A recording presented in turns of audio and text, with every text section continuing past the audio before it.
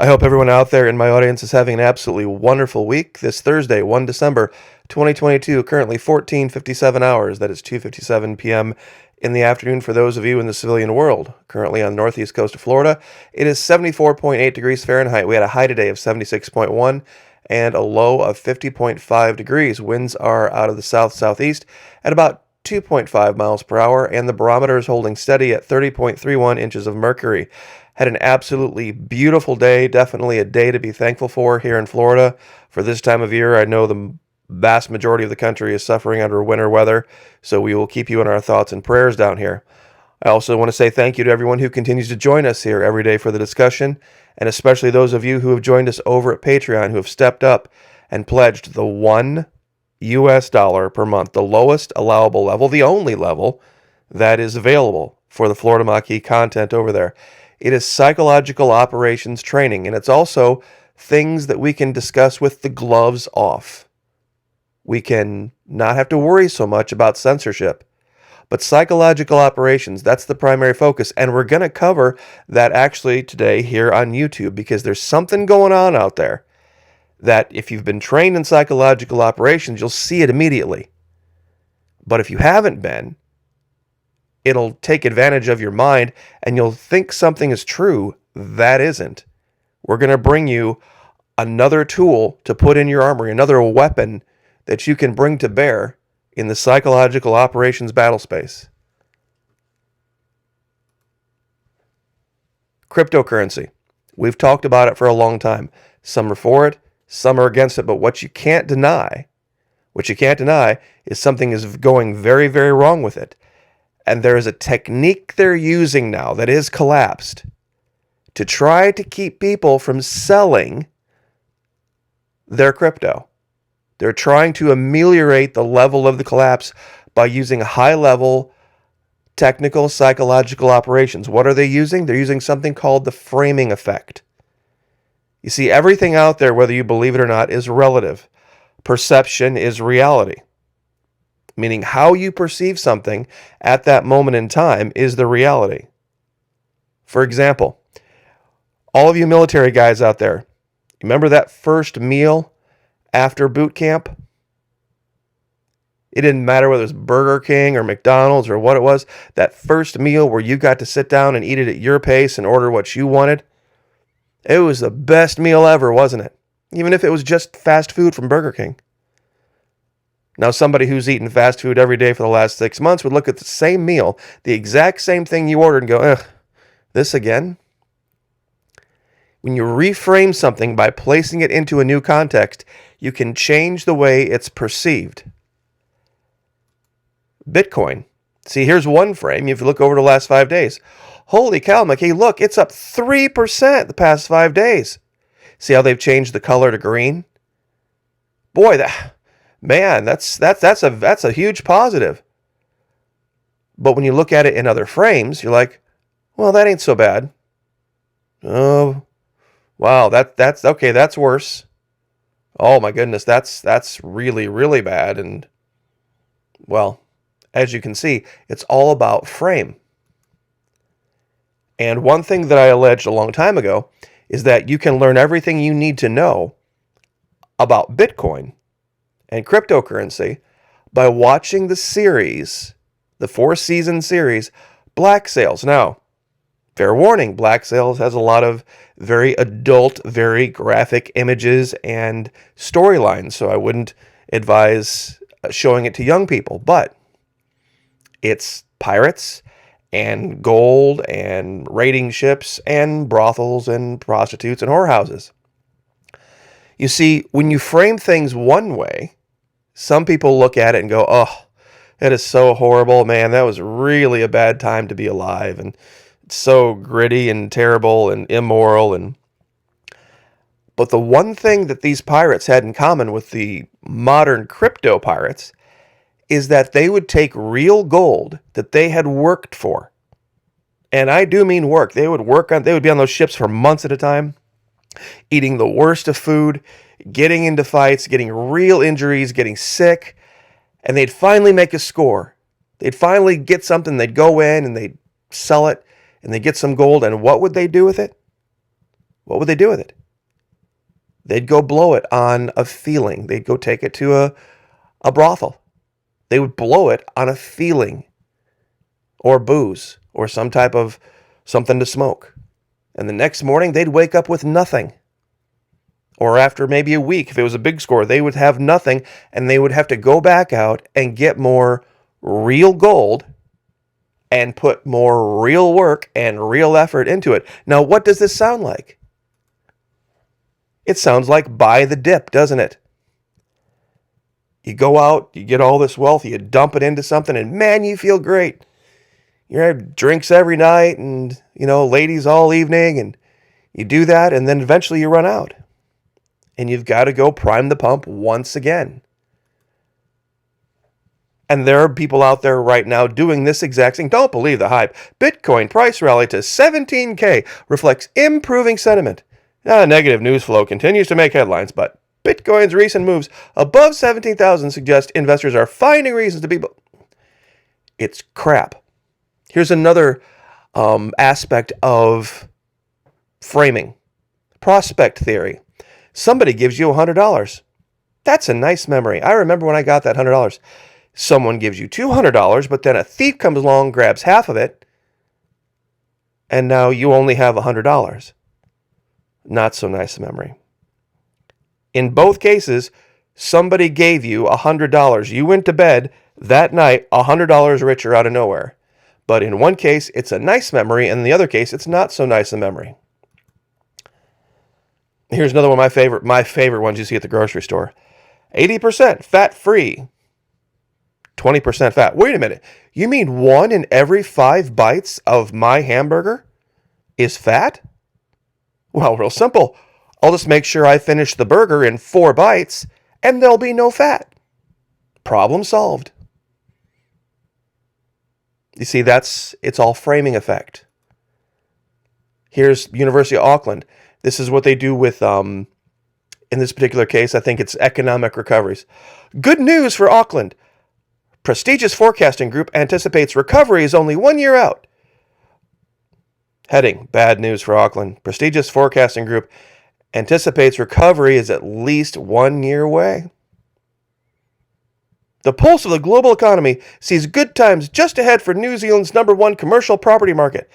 A prestigious consortium of economic forecasters with their fingers on the pulse of the global economy sees a prolonged recovery for New Zealand's #1 commercial property market. See what they're doing?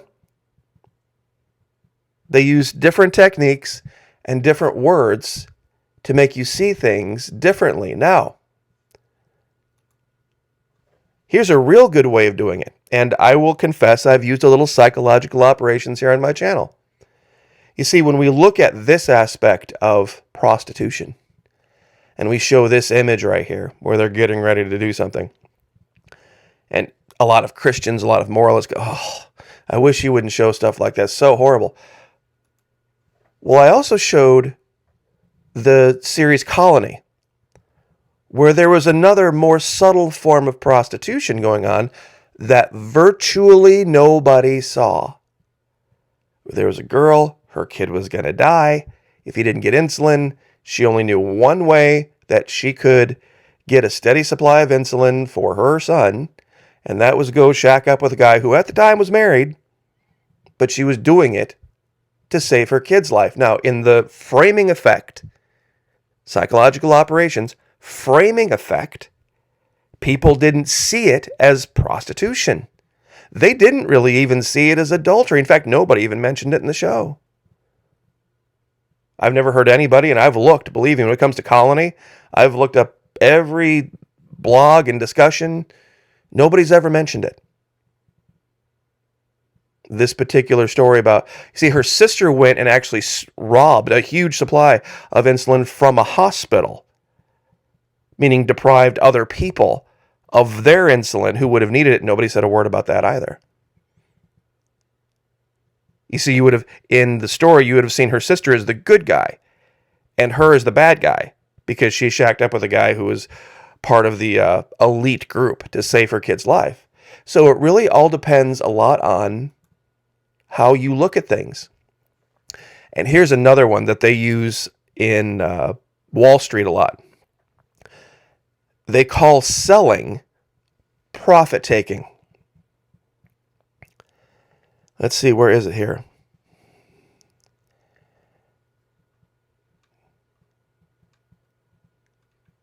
Bitcoin price deposits 40%, rise 40%.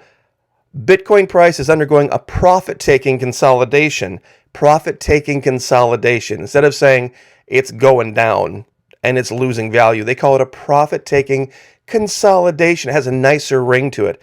After the bulls prompted a last-minute counter-trend rally into the 17,000 price zone. After a weak bearish denial near the aforementioned, see, they use words like this. Profit-taking means that somebody is selling their stock or selling something they own, meaning they want their actual money back. They don't believe it's going to make putting their money into that thing is not going to make it more valuable. So profit-taking means going down. Whenever you see the term, it means going down. Lack of faith. I want my money until I find something better. And this is really the key. This is going to be the worst thing for the crypto guys.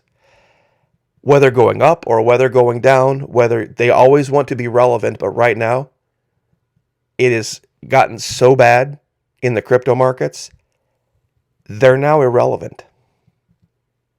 To actual world finance, to everything that's going on, they have lost so much value. And they are so unpredictable. Nobody's making any money because they've kind of crashed to this really low level and they're just kind of meandering around.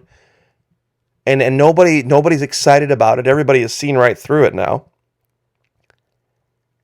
And it's over. So anyway,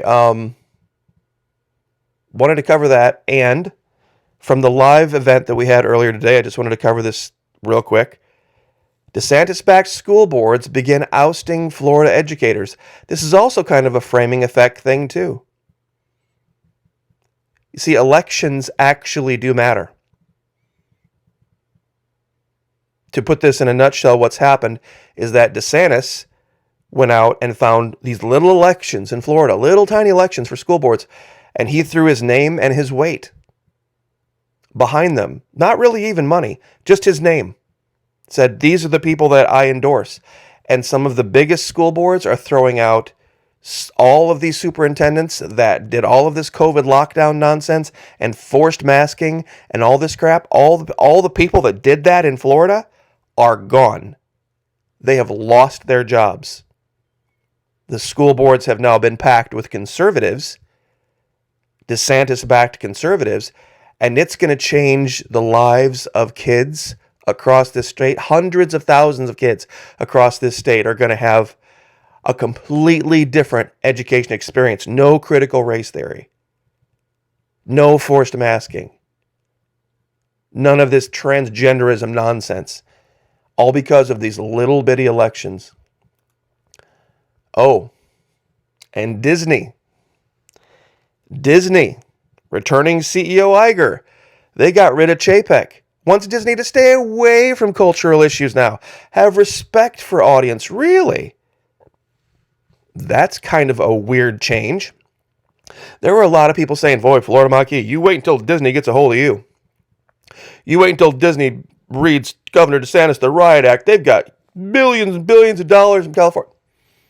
They fired their CEO. And they are now telling this one, do whatever you can to stay away from any woke issues at all and have total respect, because they thought they were going to win something and they got clobbered. They got absolutely clobbered. Their money meant nothing. Disney's money meant nothing. They want nothing more to do with Governor DeSantis or the state of Florida. So, last thing I will cover is Lisa Haven, Restricted Republic. Her and her, I believe she's married, her husband have started a new site, a new YouTube site, where they kind of frame themselves in a very different light.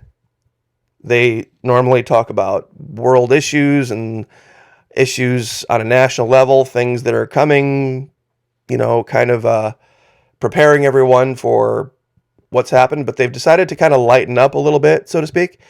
And they started a YouTube channel called We're Forked Up. Just like it sounds, We're Forked, We're Forked Up. And they basically are going out to restaurants. They're kind of Arizona types. I'm not sure why they are hanging on to Lost Cause Arizona. Hopefully they'll figure it out and make their way to Florida eventually. But basically they go out and favorite restaurants and have a little bit too much to drink and show what happens when they do. So check that out. I think you'll be very, very much entertained by this, because it's kind of taking the mask off, so to speak, and seeing what people are really like. So anyway, well done. Lisa Haven, just wanted to give that shout out. She also talked about her most recent video, biggest job cuts coming in decades. We'll probably talk about that in another video, but framing effect. In this particular case in Colony, a lot of people were a lot more forgiving of basically the exact same idea of what was happening here. You see, in this particular case, they never really got into the why the girls were working in the brothel. What their long-term goals were, except for one. You see, just the idea, when it's put simply, is easy to attack. But then when you say, well, somebody's kid's going to die if they don't get this particular thing, and the only way to get this particular thing is to do this particular other thing, it gets a little bit more sticky. The framing effect. Everything is relative. Perception is reality. When you reframe something by placing it into a new context, you can change the way it's perceived. I'll leave it there. God bless. Like, share, subscribe. We'll see you guys next time.